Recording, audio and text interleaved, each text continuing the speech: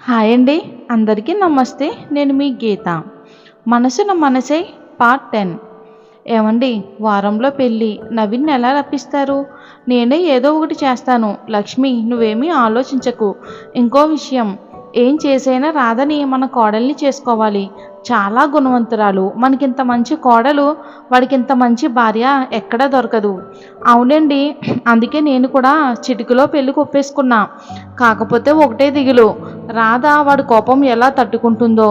రాధ మాట తీరుతో వాడిని తప్పకుండా మారుస్తుంది. మన అండ కూడా చాలా అవసరం లక్ష్మి. తనకు ఖచ్చితంగా మనం తల్లిదండ్రులం అవ్వాలి. నిజమే అండి అని ఇద్దరు మౌనంగా ఎవరి ఆలోచనలో వాళ్ళు ఉండిపోయారు.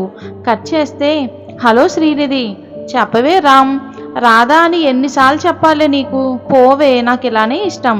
ఇంతకీ ఏంటి అమ్మాయి గారికి ఈ టైంలో గుర్తొచ్చాను? ఆఫీస్లో బిజీనా శ్రీనిధి?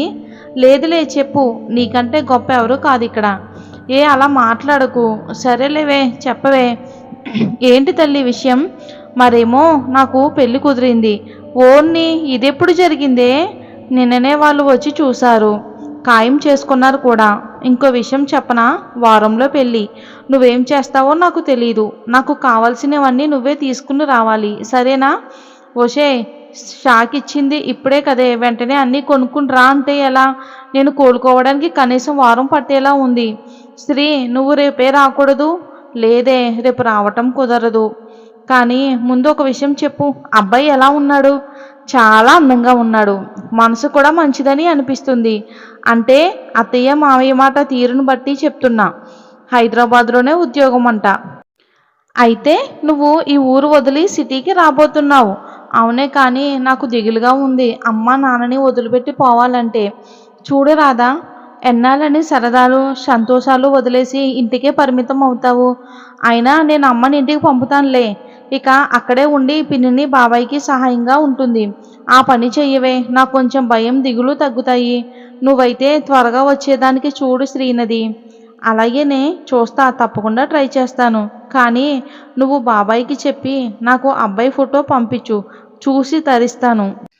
అలాగే లేవే, ఇక ఉంటాను. సరేరా, సాయంత్రం చేస్తాను. మా మేనేజర్ నన్ను గుట్లు మెటకరించి నన్నే చూస్తున్నాడు. సరే సరే, ఉంటాను. బాయ్ రాధా. బాపు బాపు, చెప్పు రాధా. ఏంటి? ఫోటో పంపిస్తారంట కదా ఫోన్లోని? శ్రీకి అతని ఫోటో అంట పంపించు. అలాగే రా, వాట్సాప్లోనా? ఏమో, అవేమో నాకు తెలీదు.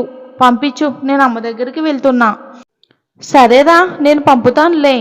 సరే, కాసేపు ఆగి భోజనానికి వచ్చేయి. ఈలోపు అమ్మకి పెడతాను. సరే, వస్తాను, నువ్వు వెళ్ళు. అలాగే. వెళ్తున్నా రాధని చూస్తూ, ఏంటో తన జీవితం మాకు అంకితం చేసింది నా బిడ్డ తలరాత మేమే మార్చి ఇలా చేశాం. లేదంటే ఎంతో మంచిగా చదువుకుని ఎక్కడో ఉద్యోగం చేస్తూ ఉండేది. మా చేతులతో మేమే రాధ జీవితం పాడు చేశాం. కనీసం ఈ పెళ్లి తర్వాతైనా తను సంతోషంగా ఉంటే చాలు అని అనుకుంటాడు. వారం రోజుల్లో పెళ్ళి అనేసరికి రాధకి నిద్ర కూడా సరిగ్గా పట్టడం లేదు. పెళ్లి తర్వాత తన జీవితం ఎలా ఉంటుందో అని ఊహల్లో ఊహించుకుంటూ ఒకలాంటి సంతోషంగా ఉంటుంది. తల్లి తండ్రికి కూడా దూరంగా ఉండాలని దిగులు పడుతుంది. ప్రతి ఆడపిల్ల నాలాగే ఆలోచిస్తుందేమో, ఇలాంటి పరిస్థితి తప్పదు అనుకుంటూ మనసులో సతమతం అవుతుంది. సుదర్శన్ గారు పెళ్లి రాములవారి గుడిలో చెయ్యాలని ఏర్పాట్లు చేస్తున్నారు. ఆ మాట ఈ మాట ఊరంతా తెలిసింది. రాధమ్మ పెళ్ళి అని అందరూ చాలా సంతోషించారు. అప్పటికే 2 రోజులు అయిపోయాయి. రాధమ్మ, రాధమ్మ, వస్తున్నా యాదే బాబాయ్ అని ఇంట్లో నుండి పరుగు పెట్టింది రాధ.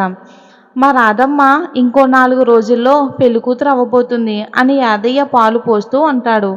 రాధ సిగ్గుపడుతూ నవ్వుతుంది. యాదయ్య బాబాయ్, పెళ్ళికి నువ్వు 2 రోజుల ముందే ఇంటికి వచ్చేయి. ఇక్కడ ఉండి అన్ని పనులు చేద్దు అంది.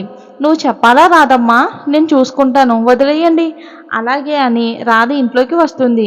అప్పుడే మళ్ళీ బయట నుండి రాధా మేడం అని అరుపు వినిపిస్తుంది.